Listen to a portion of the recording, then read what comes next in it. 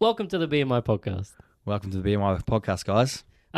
So today I thought we'd kind of we'll throw out some terms and we can kind of define what the hell they even mean and things like that. But mainly focusing on focus and productivity, deep work, monk mode, that kind of stuff.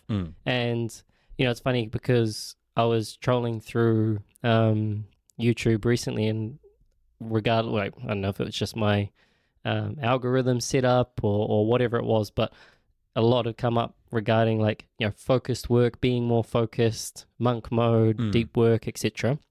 And I mean, it's ironic because you go on YouTube to basically procrastinate and not focus. Yeah, it's hilarious, right? Like there's so much stuff that's going like, oh, you need to be working hard, you need to be blah, blah, blah. And then it's just like, but you're creating content for me to consume. Like you're creating the thing that you're telling me to get away from. Yeah, exactly. I was like, looking at it, I was like, okay. So the slight irony in there. Yeah. But, I mean, to start with, I thought I'd at least get a bit of a background. Have you heard of those terms? Do you know much about those terms? Like if we just focus on the deep work side and the monk mode side? Yeah, definitely the monk mode. I would say that's kind of how I operate. Yeah. I would say like going into like certain stints or set time frames of sort of just tunnel vision. Yeah. That would probably be what I would have called it when I was younger. I was like, I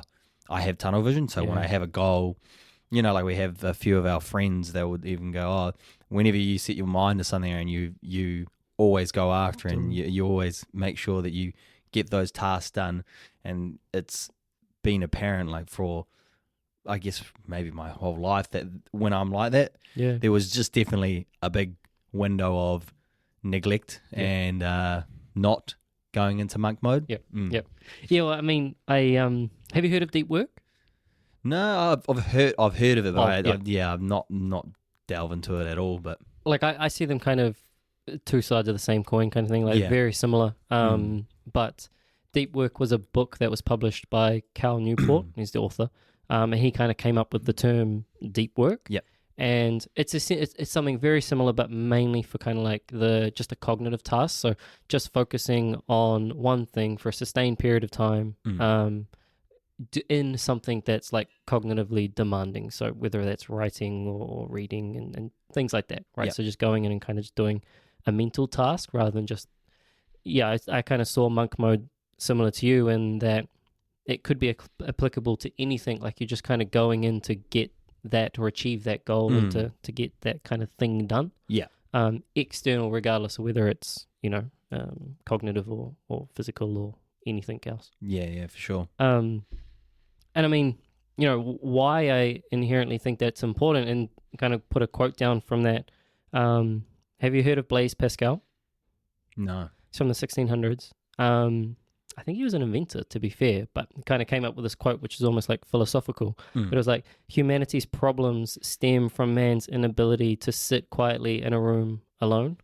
And it's like, it's almost, we have a little bit different problems going on today's day and age than compared to back in the 1600s. But, now it's almost our inability to sit and actually focus on just doing one thing at a time. We've got phones and technology which kind of grab our attention and the attention spans are short 100%. Drastically.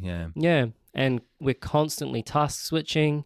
If we're doing one thing, we've also got another browser open doing another thing, or even the phone's just sitting there, and we're kind of waiting for it to go off, or when that next text message or the email comes in, we're like, quickly look at it. And so we never really, or very seldomly, do actually get that time where we can actually just sit down and focus on doing one thing.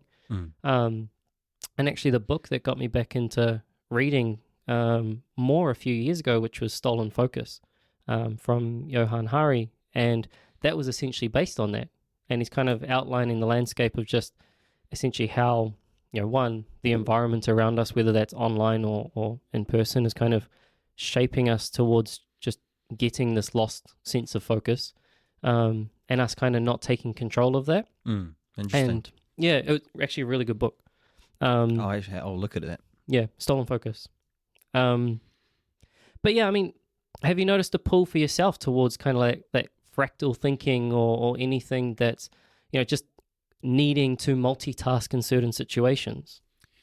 I would say actually quite recently I've been struggling to, one, get the podcast done on time, like getting the edits out, and then also focusing heavily on my running training, and also fitting in the gym, and then also trying to fit in running a business as well. Like it's become quite all consuming, and it's we talked about this multiple times about like you got 3 coins to fit into 5 slots. Like 100%. It's very, very hard to sort of focus on all of them, and like there's some things that just are coming up a bit short. And I'm all right with that. I'm coming to terms with that. Like it's sort of, some things have to give. I am been trying to focus on the running, because it's the kind of thing that's for the goal that I want to achieve in it. If I fall off on that, I'm going to come up too short. Like it was already a quite a hard achievement for me to get to, like to run that half marathon in an hour and a half. Like it's, I need to realize like, shit, if I fall off of this, and I fell off it because I got sick the other day, but like I can't keep that going. I have to sort of keep that momentum, or else it's going to be a point where I'm going to like, oh, might as well pull out, or might as well stop doing that, or taper back. Yeah. I mean, and interesting you say that, because I think that clearly separates the whole monk mode thing from well, my perspective, and by the sounds of it, yours as well, but the whole monk mode thing versus even just like necessarily deep work. Because obviously like the running being the priority, that's almost enticing it towards being monk mode around that. And so everything is kind of almost not going towards that, but at least the priority of the day is, how can I get the best run in possible, kind of thing, so that I can still achieve the goal that I set myself. But that's not to say that you don't have other commitments and other things still floating around that also still need to get done, which is actually where I think probably the deep work side of things starts to kind of play as well. Yeah, that's where I start to realize I don't have like a super amount of time, but I do have a lot of moments where I'm trying to, I guess, catch up on some me time. But then realistically, I was like, well, shit, if you want to get these things done, you're going to have to go into monk mode. You're going to have to go, all right, well, as soon as, like, it's just one thing straight to the next thing. And I end up planning out my day, like, or even pre-warn Judith. I'm like, all right, we got a busy day. Like, we get home from work, smash something to eat, and we're off to the gym straight away, because I got to go do that, and then I got to go do an hour and a half run later. And then as soon as we get back, we got to go do our accounting stuff, because we're trying to sort out our last year's financials, so we've got to submit it, and because we're trying to position ourselves wisely so that Judith can buy her first property. Like there's a whole lot of things that they need to get done, but like, because you get to a point where you're like, man, you're knackered, you're tired, you just want to sit there and doom scroll, and these are these things, these are those pulls, those gravitational pulls from those distractions, and it's just trying to like limit them. It's not necessarily like, oh, I don't have time. I don't like people who go, oh, I don't have time. It's just like, it's not high on my priorities. And unfortunately, relaxing isn't high on my priorities right now. And even, reflecting over it after we talked about what we're going to be doing, and reflecting over, I was like, man, like I need to make more time for her, like us. And we will get there. And that's what we're trying to do right now, versus like, not versus, we're trying to employ someone.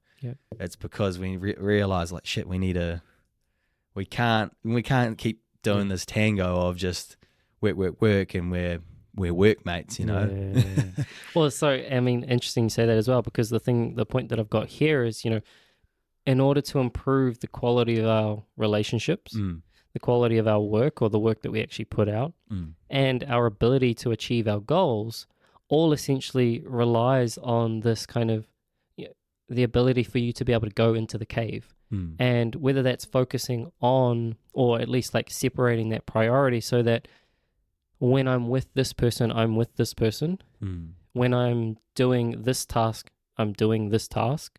Or when I'm going for a run, I'm going for the run, that kind of thing. And being able to separate those and have that kind of, focus on the thing that you're actually doing, because without it, you don't want to waste time, but you end up wasting your life anyway. Mm. It's like you end up, with your partner and you're both sitting on Instagram scrolling. It's like you're together, but you're not even in the same room really. Yep. Mentally. You haven't looked at each other in like 45 minutes. Yeah. Same as when you see couples at like restaurants and shit, right? And they're both on their phone, like, bro, like you're sitting down at a table together. Yeah. And it's like, you don't want to miss out, but by nature of not wanting to miss out, you actually just miss out on what's directly in front of you. Mm. And so our ability to kind of pull back and notice that and regain, whether that is focus on the person and strategizing or prioritizing times outside of this is when I need to work, it allows for those relationships to foster. It allows for you to do other work in other areas at the same time. Yeah, that's where I think we were lucky. We were talking about this yesterday. We actually go for a walk as well, walk the dog every day, and really enjoy that because we never have our phone out. We're just walking the dog and having a chat the whole time, and it's good for us to catch up because maybe it's not good that we talk about business, but like when you own your own business, everyone out there, it's a part of your life, and we're not even like fighting that, it's if it comes up, we'll talk that problem through, and then we'll move on to non-business. But like if it's there, we'll keep talking about it. But it's good, like we can communicate and we talk about life as well, goals, and that's the thing about your own business. You talk about that, but it also leads to, when we get to this point, we can be doing this, and then we can have a bit of freedom, or like it's still good to connect and not have that phone there. When we're at dinner, we never do as well. It's like we'll be watching something if we're having dinner at home, but if we're ever out, like, we'll never be on our phone. I definitely agree. When I see some people, like you can it's like they're just coexisting, they're just pretty much just sitting there together and just. I don't understand. Like, just make some conversation. You just try, and like even if you just try, I think it would make a huge difference. Yeah, I think like social media itself it's not a numbing device, but we use it to numb ourselves. And you've got people at the other end of the companies who obviously are just trying to make their own money out of this, and the best way to do that is to keep you on their platform, not other people's platforms. Like. It's not necessarily a conspiracy. That's just literally people playing the capital game. Like, come to my business, not to the person down the road. So come to Instagram, not TikTok. Like, I want your attention. Of course, they're in business. They want that. They want to win at that. But a byproduct of that is that we're also there playing take my attention. Here you go, have it. Yeah. Because we want to be numbed from all the other bullshit that is going on in our lives that we don't want to have go on. Yeah. And so it's natural. We sit down and we just get caught in it. And the next thing, and it's an hour. You're like, fuck, where'd that go? Yeah. But for us to be able to kind of catch that and actually come back into just being whatever it is that we're actually doing, is there times where you've either, whether or not it's editing or whether or not it's doing the accounts, noticed like the temptation, it's almost like an itch, the temptation to go and like grab the phone? Okay, all the time, man. Yeah. Like literally, I'll be 20 minutes in, and then I'll probably pick it up and just have a look and scroll. But then I'll realize, like, what are you doing? And then I'll put it back down. Like, it's if you can sort of pick it up at the time, but then sometimes I just lean into it. Like I was like, I'm scratching this itch, and I'm just gonna scratch it, just scroll for a bit, and then I go, this is boring, and then I put that back down, and then I get back to what I was doing before. You know, it's definitely hard. Like being your own boss, and like you have to be self-motivated. Like when you're at work, you kind of like they've got a workload for you, and they push it in front of you. You know, whereas us, like, I don't have to go and do the editing. I don't have to, like, but you got to set standards for yourself, and like when you're your own business, you got to set those standards, and you have to uphold them for yourself. Because if you're not going to uphold them, no one else is. You know, like hard. you can't expect anyone else to either. Yeah. And actually, funny you say, noticing it, and sometimes I just go into it. Like the trick is actually just noticing it in the first place. Yeah. So what you find with most like mindfulness training is that if you can actually just focus and notice the thing that you're doing. So for us, it tends to be overeating, but it can be literally grabbing, picking up your phone and scrolling and things like that. Like fill in whatever device or numbing device you want into that. Fits the same purpose. But the trick is just noticing it. And so if you consciously go into it and scratch it, it's better than scratching it and not noticing it. Yeah, because for sure. the more you just become aware that you're doing it, and you probably already noticed this yourself, the more that you notice you're doing it, the more ability you have to actually conversate yourself almost out of doing it in the first place. Oh, for sure. Like, yeah. Well, I would say that's come from just literally doing 75 Hard or the Live Hard program. It's trained my mind to pick up those things. Yeah. And it's not to say that everyone thinks, oh yeah, no, it's easy for you. You have mental toughness and you can do it. It's easy for you. It's like, it's not at all. Like, it's a daily struggle for people with mental toughness. It doesn't matter. Like, you still have to train that muscle. Like, it's not easy to stop yourself. And we are still having the same struggles, but sometimes we can pick it up and then we just know what we want to be doing, and then we just go and carry on with what we said we wanted to do, you know? Yeah. And I had the same point regarding 75 Hard for you. And the way I thought of it as well was, for me, those are almost like monk modes. Yeah. Those are, for you, 75 Hard, I was like, that was definitely a monk mode I was going in. And I think monk modes are actually good they're important as retrospective tools because it teaches you that you can go there. Yeah. You can go into that place. You can get the work done when you need to get it done. And quite often when we reflect on that, it gives us proof that we can actually focus on shit and get shit done. It's that confidence builder. Yeah. Like, it's literally telling yourself, shit, I actually am capable of such a hard thing.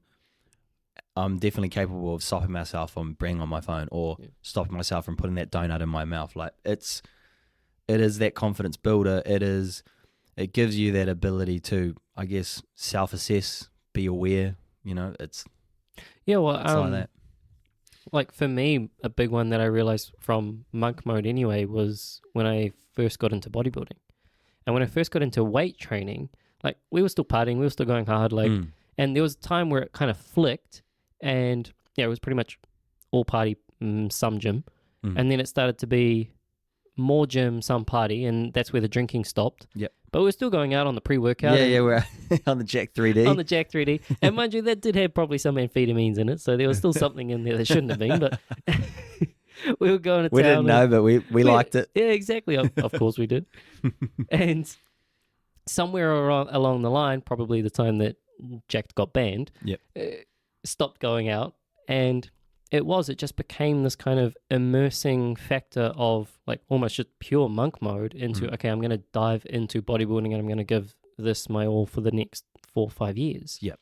And it's only while I was doing that I realized obviously that I was doing it, but I didn't realize why or the importance of that. And I was reflecting on it actually on the way here, and I realized that it clicked almost each of the 3 like layers that I talk about with regards to goal setting, which is outcome, process, and identity. And identity is normally the one we miss. So we know the outcome, right? So like lose 10 kilos. Process, we know how to do it. Well, I need to exercise a bit more and stop putting some shit in my mouth. Process. But none of us really attack the identity side. Whereas going monk mode almost solved all 3 of those because it was for me to go into the mode of being a bodybuilder, and probably the same for you for 75 Hard. I had to go into being a bodybuilder. I couldn't just go to the gym and just drink protein shake. Like that wasn't really enough. I needed to go into what it took to be a bodybuilder and just embody being a bodybuilder. Full immersion. And it's probably very similar with 75 Hard. of like going into that, you know, entrepreneurial kind of Andy Frisella archetype and being like, okay, I'm going to go all in on this. Like I need to go all in and embody, like I said, both identity, but part of that identity was ticking off all the tasks on 75. Yep. And if I did that, then I finally got to the outcome. Whereas most people use it in reverse. They'll just focus on the outcome. They may focus on the process of that outcome. Yep.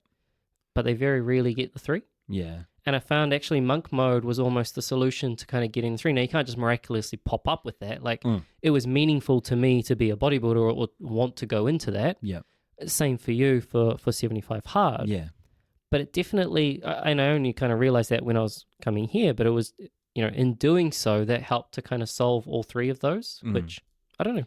Yeah, the reason why I did 75 hard was just because I knew I was capable more, and I knew it would.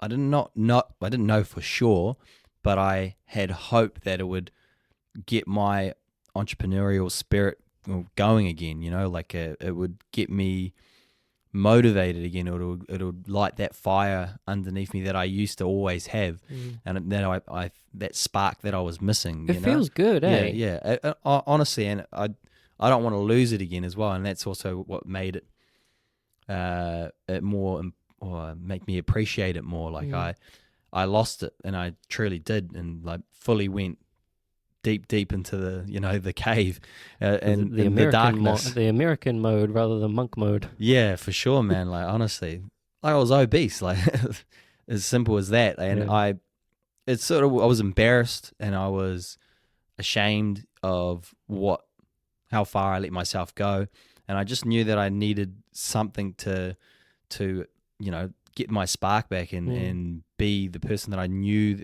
and be on the path that I knew I was always meant to be on, and truly loving it now, like fully embracing it. We're working our asses off, but like I wouldn't change it. Like I had a conversation with the other day. I was like, I love my life, like truly, like I've built this life for myself, and I'm really in it, enjoying the process as well.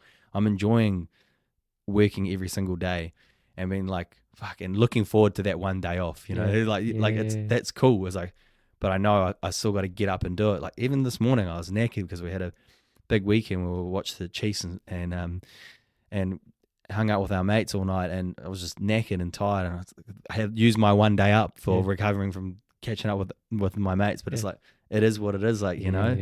And like one day I think a lot of our friends will understand, and a lot of people out there will understand, when you have your own business, how all-consuming it can be, but how rewarding it also can be, because those results that we get in the business, like we get to feel those straight away. Like whereas if you're working for someone and you're hitting your targets, you don't really know until you get your quarterly review or something. Like we're seeing results in real time, and it's quite rewarding as well.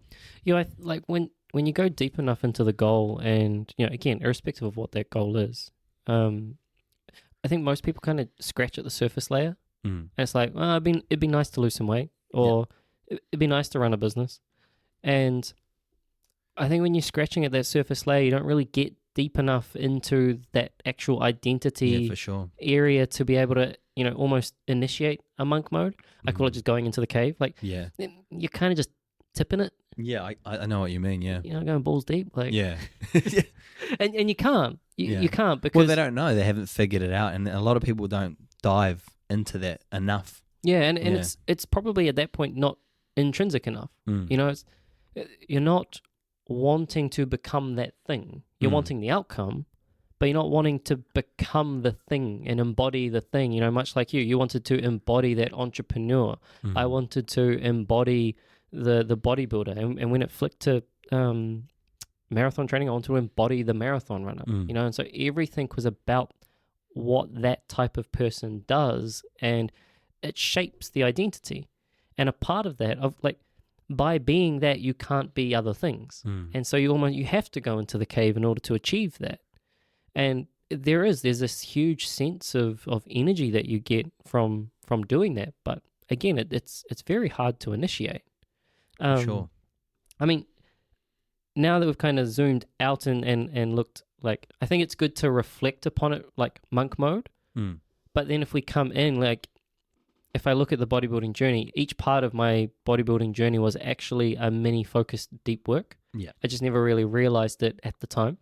And so there was still a hell of a lot of procrastination that was going on. There was still a hell of a lot of focus that needed to be, even if it was just turning up or even if it was, prepping the food and things like that. There's other things I could have done. And quite often I'm the same. Like, I would have just purely been, no, fuck it, I'll just YouTube. Yep. And then it gets to 9 o'clock at night. I haven't prepped the food. I'm like, fuck, okay. Start prepping food at 9 o'clock at night and go through to 11 o'clock at night. You're like, or even worse, you just order takeout or something. Yeah. And then know that you're going to have to either do the prep tomorrow or you order takeout again. And then it can be that vicious cycle, right? Yep. And I mean, the amount of times that I would have gone to the gym probably at like 11 o'clock at night just purely because I'd procrastinated the whole day and still needed to go. And so, like, I think when you're in that monk mode, you almost invariably just get the job done. But then actually focusing and, like you even said earlier, training that ability to focus or work deeply and do the thing when you need to do it is where not necessarily makes the process easier, but it allows you to free up time to do other things. Yeah. Because if I didn't, like, there's no way that I would have been able to maintain a relationship during that time. Because basically I fucked around all day, worked, and then narcissistically did all the shit that I needed to do for myself. Yeah. It's like, I had no time for other people because I fucked around too much. Yeah. And so it's like, for me to then be able to still get all of that in and have time for someone else. Yeah. Okay, well, now we're talking about how can I get the stuff done earlier and how can I maximize those times that I'm with those people when I'm actually with them. Yeah. Which I think that's where for me, like, it shifted from, okay, monk mode was the general and deep work ended up almost becoming the specific kind of day-to-day. And that's where we can kind of get in and actually train it. Yeah. I mean, talk me through how you found the critical tasks of Live Hard, because I think that kind of represents, like, 75 Hard was embodying the monk mode-ness of just the entrepreneur. Yep. And then there became the critical tasks, and I'm sure you probably found even just from the critical tasks, procrastination, focus, etc., start kicking in. Yeah. What helped you get through that? Or was it very similar to me with, like, bodybuilding? Like, it gets to the end of the day, fuck it. Like, we still got to do this shit. So, like, it's quite funny you mentioned that because I literally was listening to Andy Frisella's podcast yesterday. Yeah. And we talked about us talking about this topic today.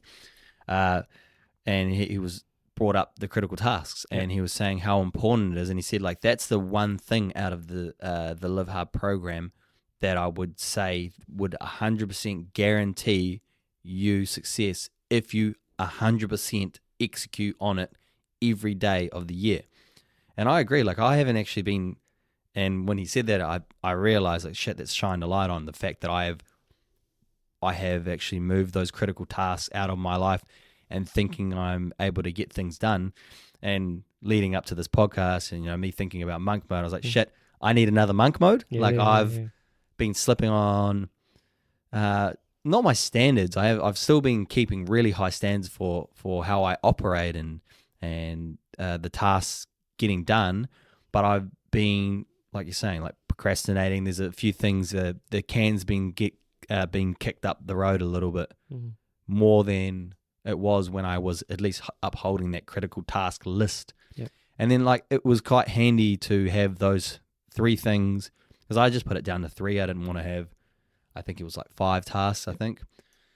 And then it got to it was 8 tasks, and so it was 5 tasks. The 75 hard with 5 were included, and then 3 on top. Yep. So I kind of like that 3, like those 3 items. Or I would put down what I needed to get done, whether it's a difficult call or, like I was talking to you about the taxes. Like, we needed to make sure we go through and review a few of those, upload some of our expenses or things that we knew were crucial ones, like big ones we're trying to depreciate at the moment. So that got done yesterday, and, like, it was nice to plan ahead, and that sort of helps you learn how to attack it properly if you, like, plan out every single section of your day. I know it sounds a bit too meticulous or controlling, but but it will stop you from that procrastination because if you know, well, if you've got a lot on your plate, like ourselves do, it makes it a lot easier on yourself because you've set that I need to get this done by this point, or else like where else am I going to fit it in? Like boundaries lead to flexibility. Yeah, it has to. Like you need some kind of constraint in order to be able to then push those boundaries. But if those boundaries aren't in place and it's just a fucking free for all, you end up never getting anything done. Like you probably just literally sit in that same cycle of procrastinate the whole way through. And I mean, funny actually, you said it needs another monk mode, and that needing another monk mode. And so I was thinking when you were saying earlier that I want to keep that motivation or that momentum from the monk mode. And I remember that, and I think it was when I was training for the marathon or just after that, I was thinking the same. I was like, I really want to hold on to this. I want to hold on to it. I want to hold on to it. And actually it was from thinking about this topic anyway, and the difference, or at least the distinguishing between monk mode and just deep work is kind of the training for one to the other. And so I like the monk modes. I'm introverted anyway. Like I love solitude. I love time to myself. Like I'm happy doing my own thing, and I love that shit. Yeah. And even like looking at all the people that I follow, like probably very similar. Yeah. And so don't get me wrong, like I fully go into that. And again, it brings this sense of like motivation for me anyway. Like when I'm going into the cave and going after the thing that I want to go after, like there's nothing more motivating than that. For us. Yeah, true. But there's also a flip side to that of what goes up must come down. Yeah. And it inherently, there's always that kind of lagging for it again. And when it comes, I kind of ride the wave. Yeah. It's almost like surfing, right? Like when it comes, I'll ride the wave. Yeah. And when it isn't, I think that's actually kind of where we can go in and do more of the training element of it. Yeah.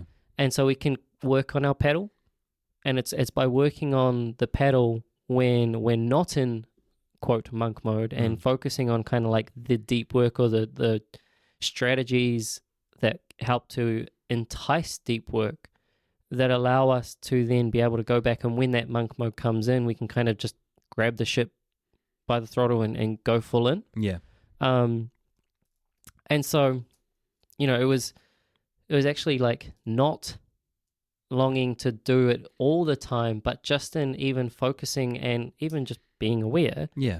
Being aware of those times that I am procrastinating and things like that, or which times of the day I am, and being able to, okay, how can I work through that, and what are some kind of like strategies that I can work through in order to make me better at dealing with that, so that when it comes around again and I'm going into full monk mode, again, I can almost reap the reward of just riding a bigger wave. Yeah. I think with well, I think with the ebbs and flows of it and being close enough to it, like my thinking of putting these things in place outside of monk mode at least gets me to like almost near that monk mode, and then when you see yourself slipping, you're like, okay, monk mode, and then when you drop back off, you're close again. Yeah. That's where I want to sort of see myself sitting just under monk mode as my everyday operation. Yep. And then like naturally we're going to be some things will drop a little bit and a little bit more, and then that awareness, bring yourself back to either monk mode or pick up on some of those old traits that you had before that you let slip a little bit. And that's where I kind of find myself now. I was like, it's like, do I need to go into another monk mode? I know it's already been floating in the back of my head. I'm doing 75 hard once every year forever. Yep. I want to set that as a standard. So I'm thinking, oh shit, well, when am I going to do this next 75 hard? Yep. I don't think that's going to be my next monk mode. I'm trying to focus on this running goal of mine. Yep. And then we'll move to the next monk mode. I think after that, I'm very interested to, I want to get my mobility sorted. So that's sort of around, I'm thinking around those sort of, that sort of goal or that monk mode, or leaning into actually getting that part of my health sorted. Like I've got getting my cardiovascular sorted now, and Yep.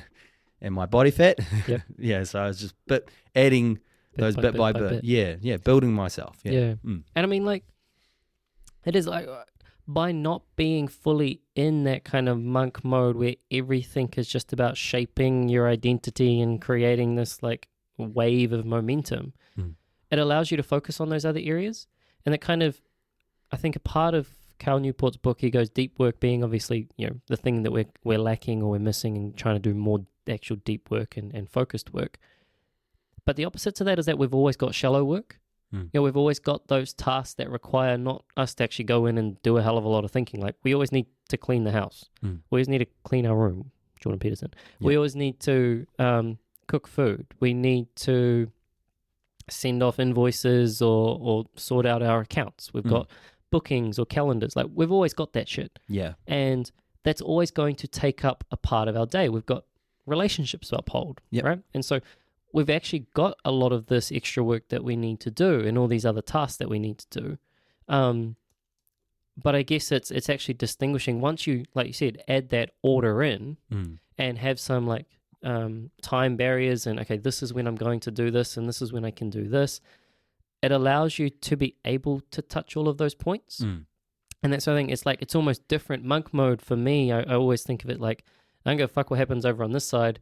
I just got to do me. And I'm going all in and just doing me. Yeah. And that's what I mean. I don't want to dive like into another monk mode like that, because I will become selfish. Yes. And I whenever I do jump into those monk modes, for the listeners out there, you kind of need to get your partner on board, or you need to pre-warn them. Like I'm gonna have my little selfish spout, and like and definitely was like that for my Live Hard, and we talked about it in my Live Hard. Yeah. I was listening to it the other day. How I was saying to Judith, like, I am very irritable if I haven't eaten, and I can only pretty much conversate for you in my 1 hour window after my 3 meals I get a day. Yeah. So like, I'm sorry. And like, it was known and felt like, especially those last 2 weeks, wasn't too bad for the first 2 weeks. Like definitely was getting there, but like it was just pre-warning her of that. And that's why I'm not necessarily super keen to dive into a full monk mode, but like at least fine-tuning some of those areas that need some attention right now. Yeah, 100%. And for me, I actually think this is where deep work comes in. And so, you know, whether it's actually the classically defined deep work, like actual some cognitive task, or just a version of it, where we can kind of, whatever tasks that we have going on, or just allowing those times to kind of strategize and know what we should be doing when we should be doing it. It kind of almost brings us to, okay, this is how we can train this in real time, versus, again, it's easier to do that when we're in just quote unquote monk mode, and we can kind of go all into that because we can just shut off all the external variables and be like, okay, don't focus on that, don't focus on that.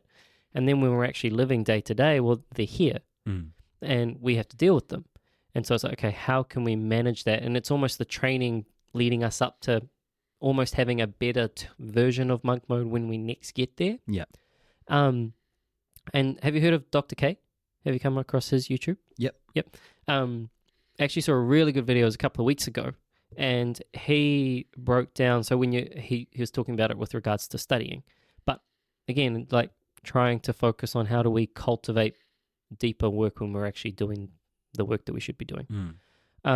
He has it as two distinct. So one is work, and then the other one, if you don't do the work, is basically boredom. So when you go into a task and you're sitting down, let's say editing, right? Work, boredom. And which one do you think it really doesn't want to do? Yeah. Definitely doesn't want to be bored. Yeah. So when it doesn't want to be bored, well, it doesn't want to do both, but it really doesn't want to be bored. And it knows if it can push out the work a little bit, it will become bored. And so it gives you two more options. One is productivity, do something that's productive, i.e., oh, the dishes haven't been done, I may as well go do the dishes. Or oh, there's I don't know enough about this, so I better go and research that. Or I should go for a run. Yeah. It's like trying to do a deep clean on your house, and then you realize, oh shit, I should probably go for a run too in the middle of it, and you end up like trying to do two different things. It doesn't make any sense. Exactly. So you've got the productive, and then you've got the dopamine hit. And the dopamine hit is play a game, scroll Instagram, ... Yeah, Right? I find it actually with going to bed. Like, well, I find when I get to the end of the day and I haven't had any time to myself. Yep. But I know I need to go to sleep because I'm getting up at 5 a.m. the next morning, Yep. and it's already 9:30, and then I go on my phone. I was like, well, I haven't had any time to myself. And you like you convince yourself you deserve something. It's like, you need to be realistic. You need to not do that because it makes your sleep even worse. Like, it gets your brain active again, and Yep. Again, right? Like, we feel as though we don't want to waste any time, but we end up like wasting time just by not wanting to waste time. Yeah. But typically, so when we're in that kind of boredom mode, it shifts to those other two. And so what it does, the itch will be procrastination or dopamine.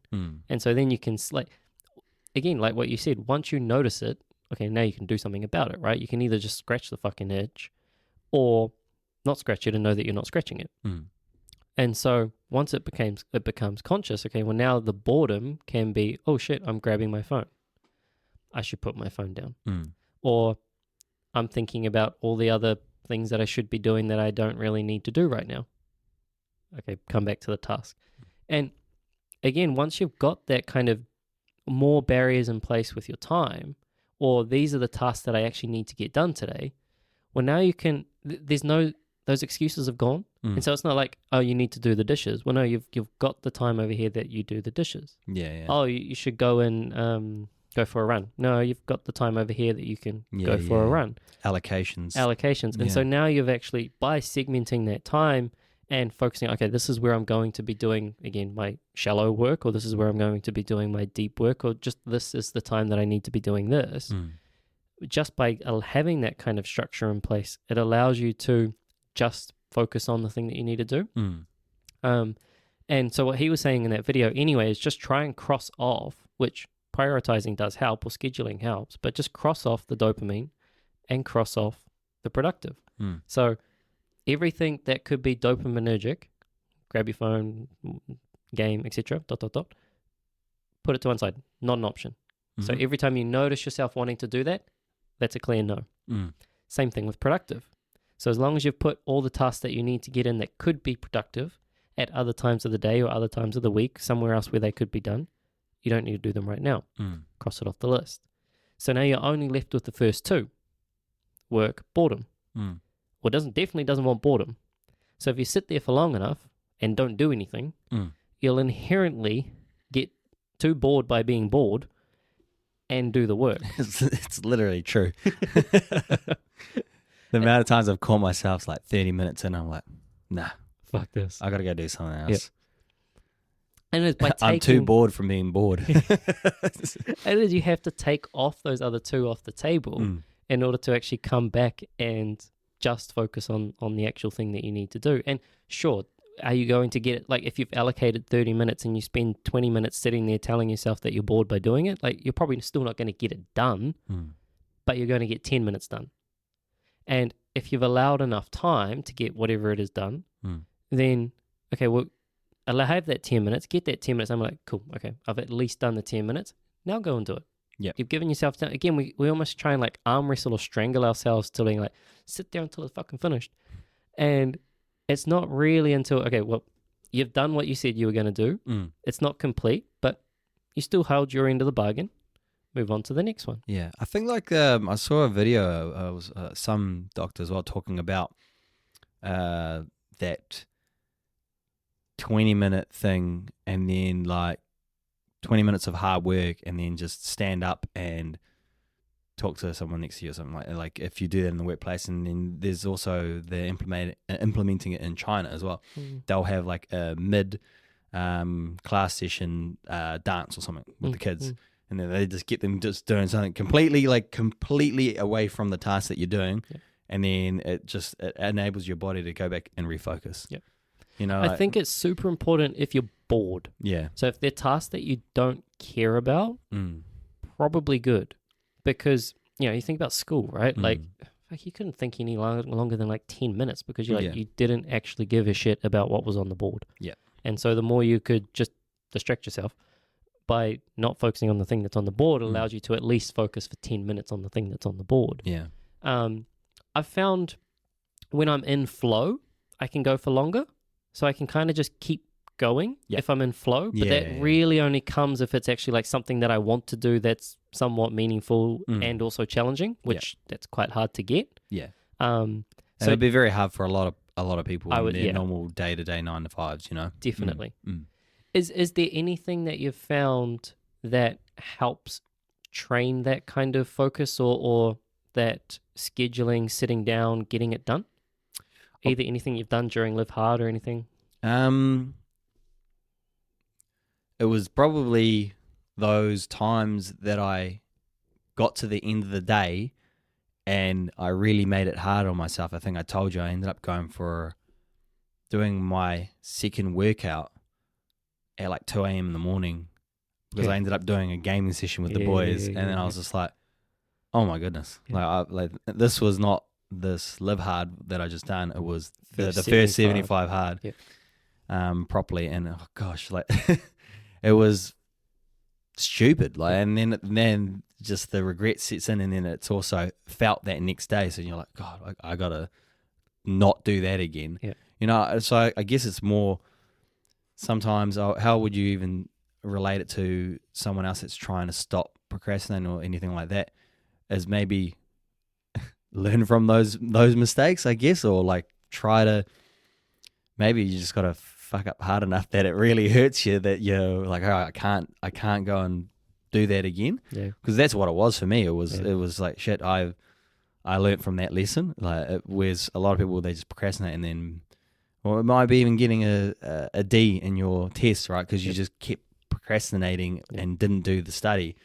You need to realize you can do better. And it's funny you say that because that was me notorious. So I would always wait, and I would, again, productive. I'd give myself the productive and probably dopamine at the same time of I'll go to the gym and then I'll study. Yeah. And this is while I went mug mode into bodybuilding focus. So I was like, okay, I'm all in bodybuilding, and I was all in on bodybuilding. I even chose to go to the gym first over going and studying. You're studying, yeah. But that was purely because I was procrastinating the study. Yeah. And that's because I didn't want to do it. And the bad thing is I almost had learnt procrastination because I got away with it. So I could procrastinate it long enough to be motivated enough to do a good enough job when I needed to do it. And you can still come out with A, B, C, and pass the grade. And it was such a negative reinforcer. That's bad, yeah, because like I got away with it, and I learned that I could get away with it, and all I needed to do was wait long enough. If I procrastinate long enough, I'll get enough motivation to get it done. I think a lot of students will probably relate to that, right? Like, yeah. When I was at uni, I procrastinated, not at uni, at high school, I got away with it too much. Yeah. I went through all of high school. I didn't do any homework. I didn't study at all. And I had a few fails on that and at the end there, but I still got through it. I was just, it's bad. I didn't learn from those lessons. Yeah, that's what I mean. Like there was almost no failure or no failure enough to really hit home. Yeah. Whereas if you get one that's like hard hitting, you're like, oh fuck. Yeah. Like, well, now we're playing the game of life, right? Yeah, like absolutely. it's life. It's a lot harder than those early stages. Those are the good old days. Like you're saying, it's not failure enough. Whereas nowadays it's a lot of your decisions, or a lot of your life decisions do lead down different paths, and it becomes apparent, and you need to pick up on those small things that you're doing on the day-to-day basis, so that you can actually get yourself either not necessarily on the good path or anything, and make sure like you're going where you want to go. Because a lot of people want to be going this way, but their actions are leading them down this way. And it's apparent that they are almost masking it, or they're hiding from it, or they're not accepting that they're making these poor decisions. I've had a few conversations over the last few weeks, being a bit hard, me being me, but really? It's because I care, and that's what I always keep coming back to that. It's like, do you think I enjoy being a dickhead to you? Do you think I'm the only one that's around you that cares enough about you that tells you where you're fucking up? I don't enjoy that. You know what? It really pisses me off that we've got everyone else making me feel bad for actually caring about you and then telling you the truth. And it really bothers me. Like that I get when I'm telling them in front of other people and then they look at me like, what? How the hell are you telling that person that? I was just like, how are we all not trying to help? I said, I was like, what can I do to help? That's literally what I was saying. Like, I'm saying this because I care. What can I do to help you? Yeah. It's not from a fucking hatred. It's not because I'm trying to shame you or anything like that. It's because I know, because I made a lot of poor life decisions as well. I'm trying to help you here. Well, and I think you've owned them. You know, like it's when you haven't owned them that they almost become shadowy. You know, so it's like, well, we can't say that because I don't want to confront it in myself. Yeah. And it's like, but once you've confronted it in yourself, then it's real. Now, the difference is, do you want to hear it or not? And if you don't want to hear it, like, I'm now at the point where I just don't worry about wasting. Just tell me to fuck up. Yeah, like exactly. It's all good. Hide it. We'll stop talking about it and we'll move on to something else. Like, all good. But they know, and when they hear it, and then they kind of go, oh, yeah, no, I hear you. Yeah. But I think you have to confront it almost within yourself first to be able to, like, then be able to hear it from someone else. Yeah. Because once you've confronted it, and if you're still kind of denying it or self-denying it, it's going to be fucking hard to hear that. And I will say, having experienced that, I would say there's not one of them that hasn't actually been confronting themselves with it on a day-to-day basis, bro. Like there was times where I ignored it, and I was telling myself, I remember saying like, I definitely, when I was in real estate, I remember specifically when I said, I think I probably put on 10 kgs, and then I think I told you, right, and then one of the other real estate agents was like 10. Maybe 15. Yeah. And then even then, when I went and weighed myself at the end of that, it was actually like 35. Yep.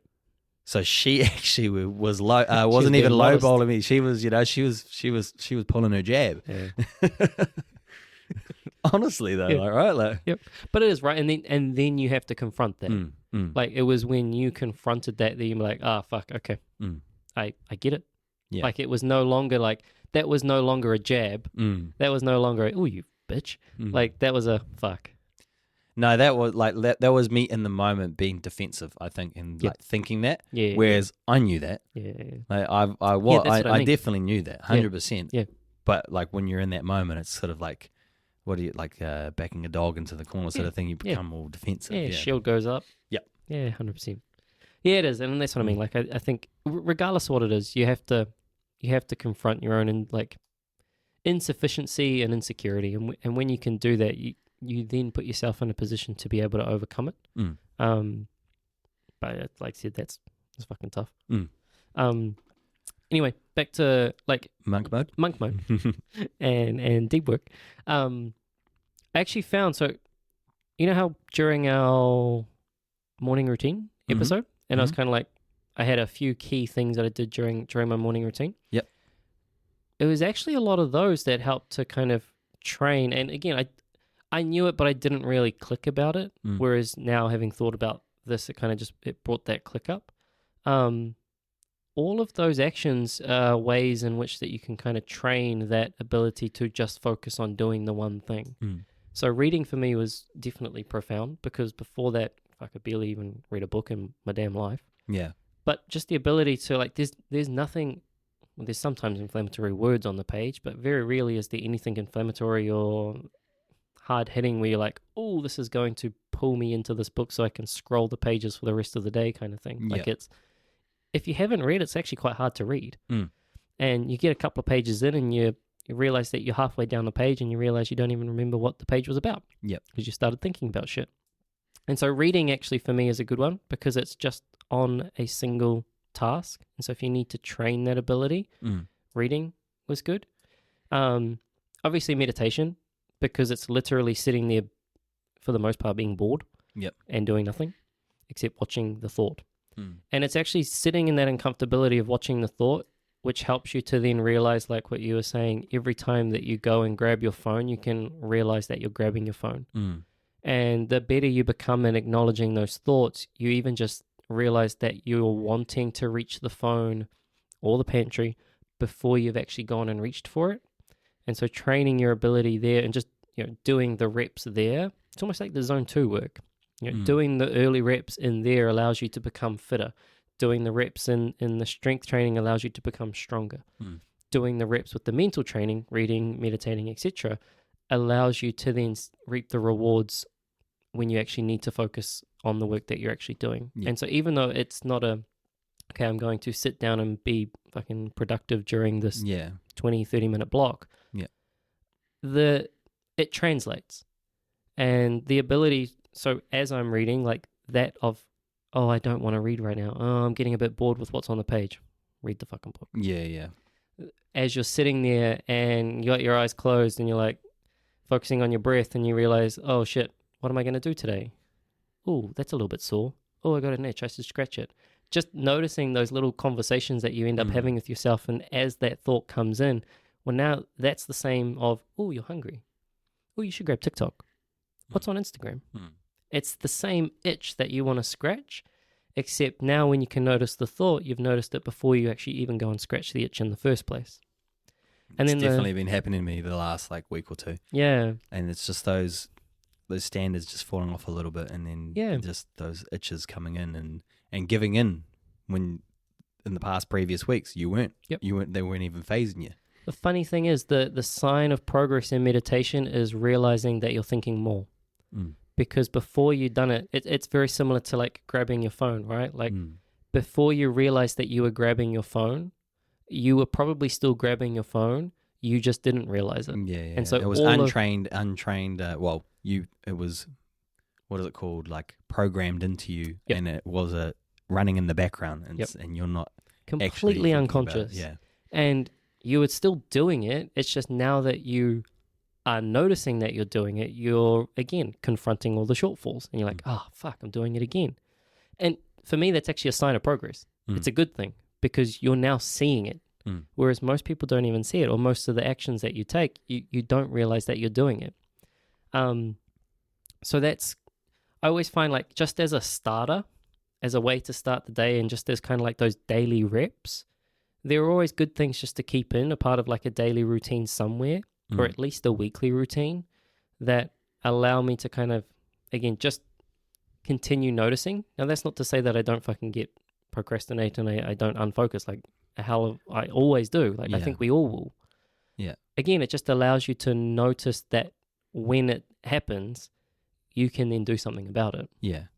It's sort of like when I told you how I thought it was always easy for you to not reach for the donut or the chips, It's for the people out there listening, you got to understand that we're not saying it like we're these perfect human beings that are dialed in at always, but at least we're all, I would say we're probably always worried about being dialed in, at least, and then that makes a difference, and we'll still fall off, and we'll still have moments of weakness, and we'll still procrastinate. But like you're saying, if you have those moments of realizing, and that is progress, and you will eventually try and circle your way back to, the starting line and start again, 100%. Yeah. And that's what I mean. Like, I think the more you can do that, the more that you're able to then, like, when you go into those monk modes, make the most out of them. When all the goals align, when your identity, when you want to become something or someone, and you've got the process and you want to achieve the goal, when you've got the thing there that you want to go for, it'll be a hell of a lot easier to go in there with all that training than, again, we almost kind of just stumbled into it by chance. It's like I just happened to get the ducks aligned to become the bodybuilder or go into that kind of world. Like, I didn't choose strategically going and doing that. It just happened. And like by training some of the stuff, you allow it to happen easier. And it was a hell of a lot easier. Like, it was essentially a rinse and repeat, although it was still probably 5 years apart between bodybuilding and marathon. But it was a hell of a lot easier going into marathon. And there was no doubt in my mind that I'd do it because I'd done the rep. Yeah. But then before or since doing the first kind of session of going into the cave, there was a whole wind of just training the reps that allowed me to, okay, like I've got this stuff. Yeah, 1 + 1 = 2, you know. 100%. Yeah, it's hard for the people that haven't discovered that yet, though. That's where we kind of got to just motivate you to keep going and like keep trying. It's the most important part is you got to give it your all, and you got to train your mind to pick up on when you're having those weak moments. And you don't need to fix them straight away. You just need to notice those weak moments and make sure that you put some things in place and allocate time so that you can actually get yourself back on track. Yeah, 100%. 100%. Is there anything else you want to add? No, I think that's really good. I think it's a good place to stop. Yeah, thanks for listening, guys, and like and share and follow us if you 100%. can. 100%. Cheers, guys. Cheers. Bye.